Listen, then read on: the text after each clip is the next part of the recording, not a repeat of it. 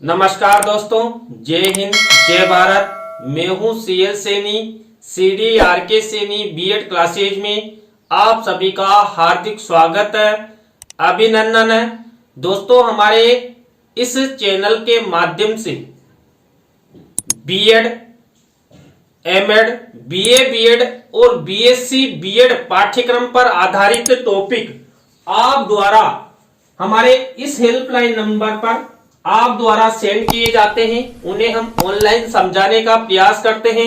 दोस्तों, आज की लाइव क्लास के अंतर्गत हम लर्निंग कॉन्सेप्ट यानी कि सीखने की अवधारणा, सीखने का संप्रत्यय, इस टॉपिक के बारे में हम आपसे चर्चा करेंगे। दोस्तों, आप सब जानते हैं सीखने को अधिगम कहा जाता है और हम अधिगम करते हैं लर्निंग बाय डूइंग, यानी कि क्रिया करके हम अधिगम करते हैं, सीखते हैं और अपने लक्ष्य की ओर आगे बढ़ते हैं। तो दोस्तों, आप सब बने रहें हमारे साथ, हमारे इस चैनल के साथ। और दोस्तों, यदि आप हमारे इस चैनल पर पहली बार आए हैं तो हमारे इस चैनल को सब्सक्राइब करें और पास ही बने बेल आइकन के बटन को जरूर दबावें, जिससे हमारे द्वारा जब भी कोई न्यू वीडियो अपलोड किया जाता है या लाइव क्लास चलाई जाती है तो उनके नोटिफिकेशन आपको मिल सके और आप अच्छा अधिगम कर सके। दोस्तों, सीखना, जिसे हम अधिगम लर्निंग के नाम से जानते हैं, ये एक व्यापक, सतत एवं जीवन पर्यंत चलने वाली महत्वपूर्ण प्रक्रिया होती है। दोस्तों, जो अधिगम होता है, जो हमारे जीवन में सीखना होता है, ये जन्म से लेकर मृत्यु पर्यंत तक चलता रहता है, अर्थात अधिगम आजीवन प्रक्रिया मानी जाती है और ये एक व्यापक रूप से हम सबका, आप सबका विकास करता है और सतत लगातार चलने वाली प्रक्रिया इसे माना जाता है। और मनुष्य जन्म से लेकर मृत्यु पर्यंत तक अधिगम करता रहता है। मनुष्य जन्म के उपरांत ही सीखना प्रारंभ कर देता है और जीवन भर कुछ ना कुछ सीखता रहता है। दोस्तों, जो मनुष्य होता है, जब मनुष्य का जन्म होता है, जब वो बाल्यावस्था में होता है, शिशु अवस्था में होता है, तब से ही उसका सीखना यानी अधिगम प्रारंभ हो जाता है और यह अधिगम जीवन पर्यंत उस बालक के साथ चलता रहता है। हम प्रतिदिन जब सुबह उठते हैं और शाम को सोते हैं तो हम कुछ ना कुछ अधिगम, कुछ ना कुछ सीखते रहते हैं और यह अधिगम हमें बाह्य वातावरण के द्वारा, हमारे घर के वातावरण द्वारा, हमारे माता पिता के द्वारा, हमारे परिवारजनों के द्वारा, हमारे शिक्षकों के द्वारा, हमारे समाज के लोगों के द्वारा हम सब ग्रहण करते हैं, क्योंकि इन सब की अधिगम को आगे बढ़ाने में महत्वपूर्ण भूमिका होती है। धीरे धीरे वह अपने को वातावरण से समायोजित करने का प्रयत्न करता है। इस समायोजन के दौरान वह अपने अनुभवों से अधिक लाभ उठाने का प्रयास करता है। इस प्रक्रिया को मनोविज्ञान में सीखना कहते हैं, अधिगम कहते हैं, लर्निंग कहते हैं।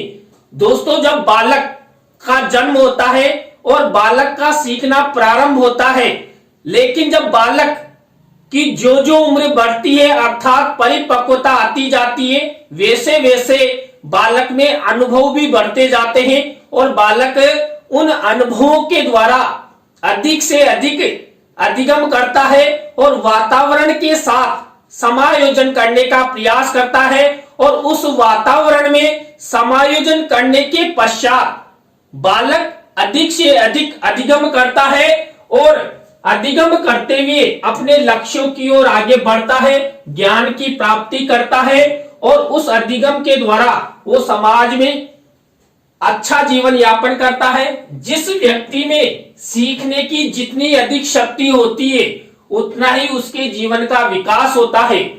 सीखने की प्रक्रिया में व्यक्ति अनेक क्रियाएं एवं उप क्रियाएं करता है, अतः सीखना किसी स्थिति के प्रति सक्रिय प्रतिक्रिया है।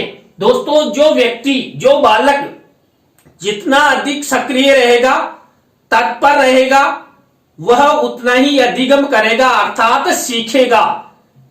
देखिए, शरारती बच्चे होते हैं, चंचल बच्चे होते हैं, वो अधिक अधिगम करते हैं क्योंकि वो हमेशा क्रियाशील रहते हैं।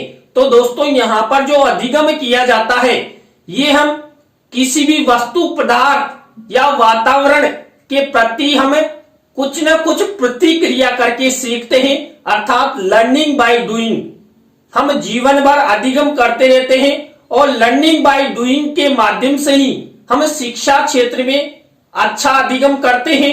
अच्छा अधिगम करते हुए हम पाठ्य विषयों को, प्रश्नोत्तरों को याद करते हैं और अपने अनुभव बढ़ाते हुए सीडी बाय सीडी यानी कि कक्षा स्तर अनुसार अपनी परिपक्वता के अनुसार शिक्षा क्षेत्र में आगे बढ़ते हैं और अच्छा अधिगम करते हैं। और शिक्षा क्षेत्र में जो हमारा उद्देश्य होता है, लक्ष्य होता है, उस लक्ष्य को हम अधिगम के द्वारा प्राप्त करते हैं। तो यहाँ पर दोस्तों, जो अधिगम होता है, इस अधिगम की प्राप्ति के लिए हमें जीवन भर कुछ न कुछ क्रियाएं, प्रतिक्रियाएं, उपक्रियाएं करनी होती है। जैसे यहाँ पर देखिए, एक उदाहरण हम आपको बताते हैं। छोटे बालक के सामने जलता दीपक ले जाने पर वह दीपक की लो को पकड़ने का प्रयास करता है। इस प्रयास में उसका हाथ जलने लगता है, वह हाथ को पीछे खींच लेता है। पुनः जब कभी उसके सामने दीपक लाया जाता है तो वह अपने पूर्व अनुभव के आधार पर लो पकड़ने के लिए हाथ नहीं बढ़ाता है, वरन उससे दूर हो जाता है। इसी विचार को स्थिति के प्रति प्रतिक्रिया करना कहते हैं। दूसरे शब्दों में हम कह सकते हैं कि अनुभव के आधार पर बालक के स्वाभाविक व्यवहार में परिवर्तन हो जाता है और अधिगम का सर्वोत्तम सोपान अभिप्रेरणा है। दोस्तों, यहां पर कोई बालक है, उसके पास कोई दीपक ले जाया जाता है और वो दीपक जलता हुआ है, तो बालक सबसे पहले क्या करेगा? झपट कर उसकी जो दीपक की लो है, जो दीपक जल रहा है, उसकी लो को पकड़ने का प्रयास करता है। और जैसे ही उसका हाथ दीपक की लो पर पड़ता है और जैसे ही उसका हाथ जलता है तो झट से वो अपना हाथ दूर हटा लेता है। लेकिन अगली बार जब बालक के पास जलता हुआ दीपक ले जाया जाता है तो बालक अपने हाथ को उस दीपक के पास नहीं लेकर जाएगा। क्यों? क्योंकि बालक को पूर्व अनुभव हो चुके हैं कि जब मैंने पहले इस जलते हुए दीपक की लो के हाथ लगाया तो मेरा हाथ जल गया था। तो बालक को अब समझ विकसित हो गई है, अधिगम हो गया है।